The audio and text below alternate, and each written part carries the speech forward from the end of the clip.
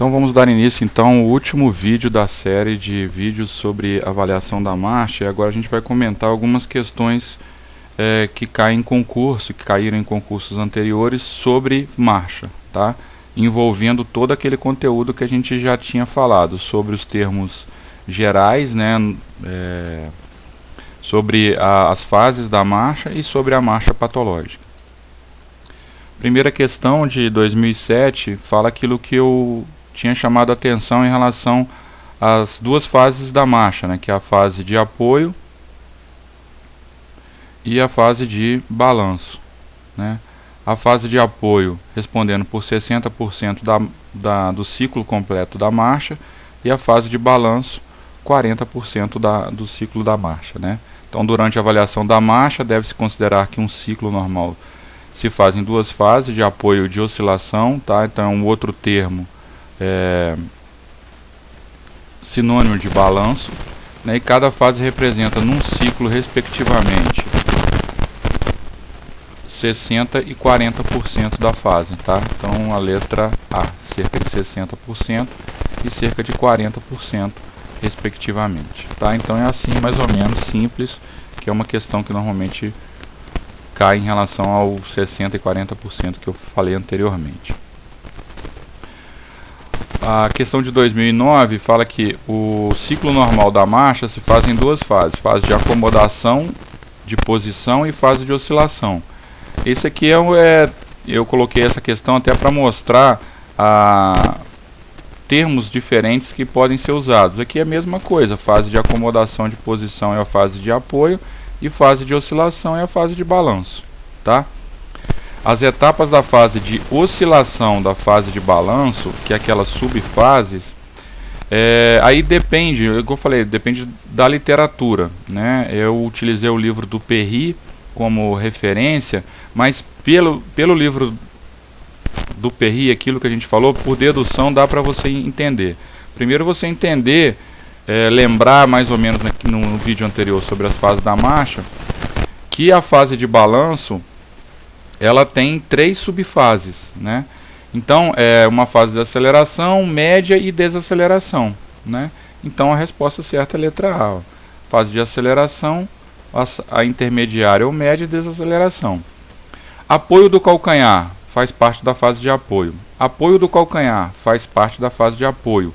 Impulso faz parte da fase de apoio, né? A fase final da fase de apoio, né? Aplanamento do pé, fase de apoio. Aceleração, apoio do calcanhar, fase de apoio. Então você vai por eliminação, né? Tirando, ó, a D, C e B. Então, realmente a resposta certa é a letra A, aceleração, oscilação intermediária ou balanço médio e desaceleração. A marcha patológica resultante da paralisia espástica, então ó, já dá uma dica, dos músculos adutores do quadril, ao qual faz com que os joelhos se movam em conjunto, de modo que os membros inferiores possam ser levados para a frente apenas com grande esforço, é chamado de qual marcha? Marcha em tesoura, tá? Marcha em tesoura. É aquela a marcha dos adutores do quadril, né? Que os membros inferiores eles se cruzam, né? E essa marcha é característica da marcha em tesoura, característica da espasticidade dos músculos adutores. Ó, escarvante, aquele que eu falei que você arrasta o pé, ou o pé caído, também pode ser um outro termo utilizado, tá? Marcha parkinsoniana e marcha antálgica. Essa questão aqui eu coloquei ela mais para chamar a atenção sobre a questão da descarga de peso no correr, tá? Nem em relação a caminhada e corrida,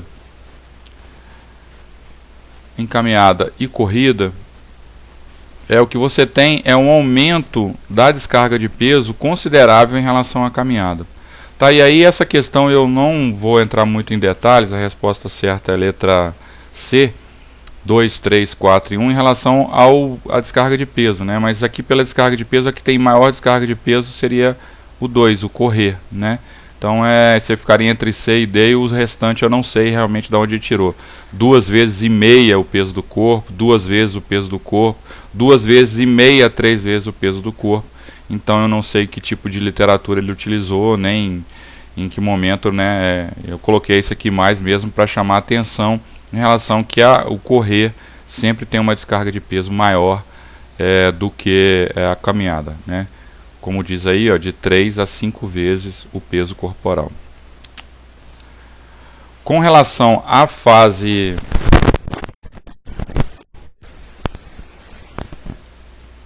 Com relação ao ciclo da marcha, é correto afirmar que, na fase de recepção, a trilogia muscular glúteo médio, quadríceps, tibial anterior possui papel fundamental para frear e regular o movimento. Glúteo médio não tem essa função de frear o movimento. Tibial anterior pode ter em relação a frear o movimento de flexão passiva, né, flexão plantar passiva do pé, mas glúteo médio com certeza não.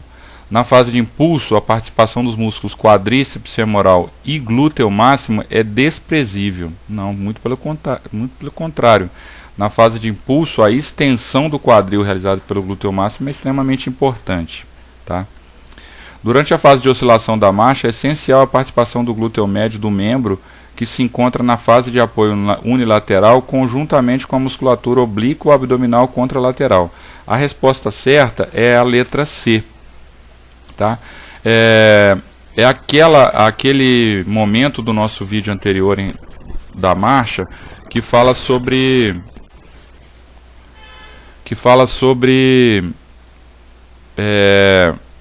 desvio, né? Desvio do tronco com a participação dos abdutores, especificamente do glúteo médio. E aqui ele coloca também a musculatura oblíqua abdominal contralateral, que também é importante para fazer o deslocamento do tronco na transferência do peso para o apoio unilateral. Tá? Então a resposta certa é a letra D. Musculatura abdutora e adutora do quadril é fundamental para a estabilidade antero-posterior, não, é para estabilidade lateral. Tá? E na fase de impulso e recepção não há participação da musculatura do tronco. Com certeza não, né? Em todo o processo da marcha, a estabilidade do corpo ela se dá por meio da ação da musculatura do tronco. Tá? Então a resposta nessa questão é a letra C. O treino de marcha após fraturas de membros inferiores deve respeitar uma progressão de complexidade crescente que inclui. Então ele quer, né, como você começaria o treino de marcha. Tá? O primeiro, sem dúvida nenhuma, é o uso de meios auxiliares com base de sustentação progressivamente menor, o uso de andadores, de muletas, de bengalas, de uma muleta, de 2 muletas, né? Então essa progressão primeiro seria isso, tá? Transferência de carga entre os membros e equalização da carga entre os membros, existe uma dúvida em relação ao que ele está querendo dizer aqui nessa questão, em relação à transferência de carga entre os membros e equalização da carga entre os membros. Então não sei. Mas equilíbrio em cada um dos pés sem sinal de Trendelenburg, quer dizer, o apoio unilateral, quando ele fala de transferência de carga e equalização de carga, com certeza o apoio unilateral é o último. Tá? Então esse aqui seria o quarto. E aí dá para a gente responder o 3 e o 4. Né? Letra E, ó, 3 e 4. Então 3, 2 e 1. 2, 1 e 4. Né? Ele coloca como 2, equalização da carga entre os membros, ou seja, ele quer dizer dividir, né? Depois que você sai de um uso de um meio auxiliar, de uma bengala, de uma muleta, você divide o peso nos 2 membros, depois você faz um treino de transferência de carga entre os membros e depois de equilíbrio em cada um dos pés sem sinal de Trendelenburg. Eu acho que é isso que ele está querendo dizer nessa questão. Né? Primeiro, uma carga igual, equânime entre os 2 membros, depois uma transferência maior de um e o outro membro e o apoio unilateral sem o sinal de Trendelenburg, como último. Tá? Então dá para responder que a sequência correta seria 3, 2, 1 e 4. A próxima questão é mais uma de marcha patológica, caracterizada pelo comprometimento da musculatura pélvica, na qual o quadrado lombar compensa esses déficits. Ou seja, essa é em que você tem uma participação maior do quadrado lombar porque não há flexão do quadril. Né? Aí ele faz aquela que a gente chama de circundução do membro inferior, né? Associada à hiperextensão de joelhos, padrão hiperextensor espástico hiperextensor da musculatura do membro inferior, e marcha na ponta dos pés, não faz o apoio do calcanhar, porque é a espasticidade extensora dos músculos do membro inferior, né? Então, resposta certa é a marcha festinante, é a marcha do AVC, né? A marcha festinante ou a marcha do AVC.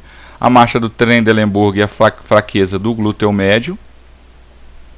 A marcha anserina é a lesão, é a marcha na ponta do pé. Estava confundindo aqui com a escarvante, cuidado, né? Tá, é até bom fazer aqui uma observação. Tá? É comum a gente confundir a anserina, é diferente da escarvante. A escarvante arrasta o pé, né? É uma lesão do fibular, o quê? Fibular comum, né? Que inerva o tibial anterior, né? O escarvante. A anserina é a marcha na ponta do pé, né? E a marcha atáxica, que é uma lesão no cerebelo, né? Na lesão no cerebelo. Então cuidado quando ele fala aqui marcha na ponta dos pés, você já vai e acha que é marcha anserina na ponta do pé. Na verdade, as outras informações não é característica dessa marcha anserina, é mais em relação à marcha festinante, a marcha do AVC, a marcha da hemispasticidade, né? Do paciente com lesão do neurônio motor superior. Essa é uma questão enorme, né? Mas tem dois conceitos importantes aqui que ele fala, que é a senilidade e a senescência, tá? Aqui, ó, processo de senescência e o processo de senilidade. O processo de senilidade tem a ver com patologias comuns aos idosos. E o processo de senescência são alterações características da idade, do processo de envelhecimento. Então os itens 2 e 3, todos os 3 itens estão certos. O que ele quer aqui é que os itens 2 e 3 apresentam condições relacionadas ao passar dos anos, ou seja, fazem parte da senescência, do processo natural de envelhecimento. E aí ele fala no item 2, as modificações apresentadas são diminuição de rotação pélvica do joelho, devido à diminuição da flexibilidade e perda do balanço normal dos membros superiores. Com isso, esses indivíduos apresentam passos mais largos e curtos, ou seja, são processos naturais do envelhecimento, tem a ver com senescência. Uma história sugestiva ao 3 é que os idosos não aumentam o comprimento de suas passadas porque eles apresentam menos flexíveis ou pelo fato de seu equilíbrio estar de alguma maneira comprometido, ou seja, processos naturais do processo de envelhecimento. Tá? Tem que tomar o cuidado seguinte, como as 3 questões estão certas, por exemplo, a visão também engloba a marcha para monitorar a velocidade do movimento, direção, mantendo também o equilíbrio e fornecendo informações proprioceptivas aos músculos, articulações e pele. Basicamente, a marcha é o processo de transferência do centro de gravidade de um pé para o outro em sucessivas perdas de equilíbrio. Tá, o conceito aqui está certo.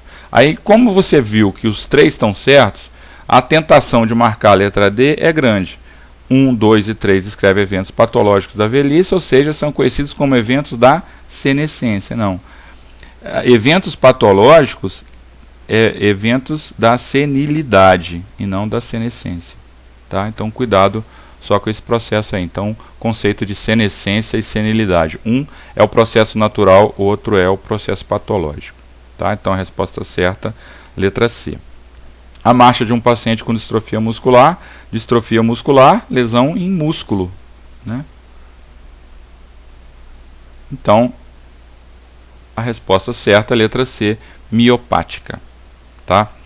A ceifante é a mesma que a festinante, tá? É igual, festinante, que é comum do AVC. O do claudicante é a dor, ó, ceifante e festinante é a mesma coisa.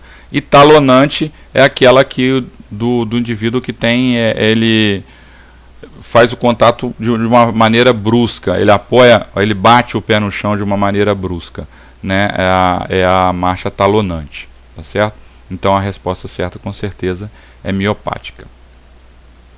Os exercícios de pré-deambulação, ou seja, você vai fazer um programa de reeducação de marcha, aí você vai fazer exercício de pré-deambulação. Qual o objetivo disso? Consciência corporal, apoio pélvico podálico, reflexo do duplo passo, estabilidade postural nas posições sentada e de pé, ajuste cardiorrespiratório às demandas posturais? Não. Com certeza a letra certa é a letra D, né? Estabilidade postural. Você vai fazer exercício de pré-deambulação para pôr o paciente para fazer a reeducação da marcha. Então você está mais preocupado em melhorar a estabilidade postural, tá? Na posição sentado em pé, porque um conceito, uma função extremamente importante para uma boa qualidade da marcha, para uma marcha normal, né, uma marcha não patológica, é um sujeito estável, né, durante a marcha. Então a estabilidade postural nas posições sentadas e de pé é importante aí nos exercícios de pré-deambulação. Quanto à marcha, pode-se afirmar que é aquela velha questão que eu falei, né, dos 60% do ciclo, contém 4 subfases, que é a fase do apoio, tá? Isso daí também tem que tomar cuidado, ó, porque uma coloca 3 subfases, a outra coloca 4 subfases, aí depende da literatura, no nosso caso são 4 subfases, tá? E aqui, ó, coisas do tipo 2 fases de apoio e 1 fase de balanço, está errado, né? O comprimento do passo é a distância do apoio de um calcanhar até o próximo o apoio do mesmo calcanhar, né? Isso não é o comprimento do passo. Então são conceitos importantes que a gente já discutiu aí, e provando mais uma vez que sempre cai esses 60% aí. Na marcha normal, a fase de apoio corresponde, ó, mais uma vez, a um intervalo entre o calcanhar até a retirada dos dedos do solo. Essa é a fase de apoio, tá? Ao invés de ele te perguntar 40%, 60%, ele pede um intervalo. Na letra D é interessante, ó, uma passada é um ciclo completo. É um ciclo completo da marcha, tá? Forma uma passada, tá? A fase de apoio não é um intervalo entre um passo e o outro passo, tá? É um intervalo entre o toque do calcanhar e a retirada do dedo, que está aqui na letra B, tá? Então isso aqui está errado também, cuidado. Então é isso, são algumas questões de marcha, né? O objetivo desses 4 vídeos sobre a marcha, sobre a avaliação da marcha, não é aprofundar sobre a avaliação de marcha, não é ensinar ninguém a avaliar uma marcha, mas sim conceitos e pontos importantes que caem normalmente nos concursos públicos, tá? Obrigado aí por estar assistindo mais a essa aula. Espero que você tenha gostado desses 4 vídeos, né? Quem não assistiu os outros 3, só assistiu as questões de concurso, pode dar uma revisada lá. Eu chamo a atenção dos pontos mais importantes que você deve fixar para gabaritar as questões de marcha, tá? Espero que você tenha gostado. Se você gostou, se inscreva aí no nosso canal, tá? Divulgue, dê um joinha, põe os seus comentários também no vídeo, poste alguma questão anterior que você tenha dúvida, algum tema que você acha que vocês acham que seria interessante, tá? A gente está discutindo aqui, tá? E conto com a colaboração de todos, e até o próximo vídeo. Um abraço.